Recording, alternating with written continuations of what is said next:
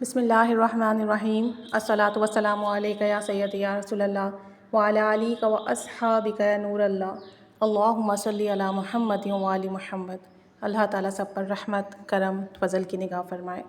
اور سب کے لیے آسانیاں پیدا فرمائے۔ اچھا، اس ویڈیو میں ایک چھوٹا سا مشاہدہ شیئر کر رہی ہوں۔ ہمارے ایک جاننے والوں میں ایک عزیز تھے جو کہ نو عمر ہیں، جوان ہیں، اور جوانی میں ہی انہوں نے مختلف نیگیٹو چیزیں کرنا شروع کر دیں جو کہ انہیں نہیں کرنا چاہیے تھا۔ اب وہ ان تمام چیزوں میں اتنا زیادہ انوالو ہو چکے ہیں کہ ان سے نکلنے کا راستہ بھی نہیں مل رہا، ان سے گناہ نہیں چھوٹ رہا ہے، اس کے لیے پریشان بھی ہیں لیکن گناہ نہیں چھوڑ پا رہے ہیں۔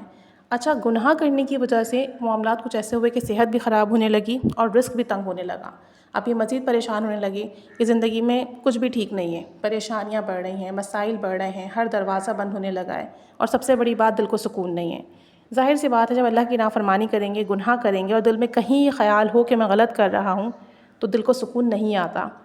تو بہرحال کہتے ہیں کہ بہت زیادہ تنگی پریشانی کا جب سامنا ہونے لگا اور اپنے عزیزوں سے انہوں نے یہ بات ڈسکس کی تو سب نے یہی کہا کہ استغفار کریں۔ نبی کریم صلی اللہ علیہ وآلہ وسلم کا فرمان ہے استغفار کرنے کے لیے، اور جو شخص استغفار کرتا ہے اللہ تعالیٰ اس کے لیے مشکل سے نکلنے کا راستہ بناتا ہے اور وہاں سے رزق دیتا ہے جہاں سے غمان نہیں ہوتا۔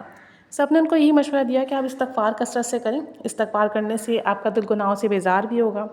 اور نیکیوں کی طرف بھی راغب ہوگا، رزق بھی کھلے گا اور صحت بھی ملے گی، عزت بھی ملے گی۔ تو کہتے ہیں کہ انہوں نے روزانہ استغفر اللہ پڑھنا شروع کیا اور کوئی چھوٹا درود پاک پڑھنا شروع کیا دل کی گہرائیوں سے۔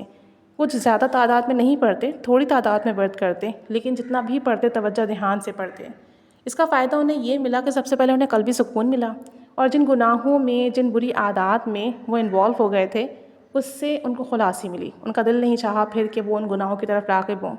اور استغفار کی برکت سے اللہ کریم نے ان کا دل نرم کر دیا۔ اب جہاں انہوں نے جاب کے لیے اپلائی کیا ہوا تھا اور کہیں سے بھی رسپانس نہیں آ رہا تھا، جب انہوں نے استغفار اور درود پاک پابندی سے پڑھنا شروع کیا تو الحمدللہ ایک دو جگہوں سے انہیں کال آ گئی انٹرویو کے لیے، اور یہ ایک ہی ہفتے کے اندر ہوا۔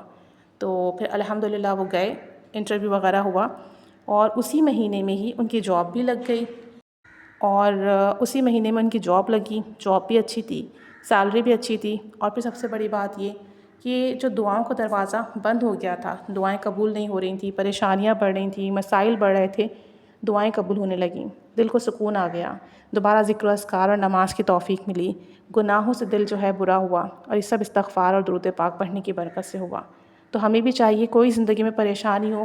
مسئلہ ہو، بجائے اس کے کہ ہم لوگوں سے معلومات لیں، اللہ اور اس کے رسول کے فرمان کو فالو کریں، درود پاک استغفار کثرت سے پڑھنا شروع کر دیں، توجہ دھیان سے پڑھنا شروع کر دیں، رو رو کے دعائیں کرنا شروع کر دیں۔ یقین جانیے ایسے آپ کے مسئلے حل ہوں گے جس کا آپ نے گمان بھی نہیں کیا ہوگا، اور ایسی جگہوں سے آپ کی مدد ہوگی جہاں آپ نے سوچا بھی نہیں ہوگا۔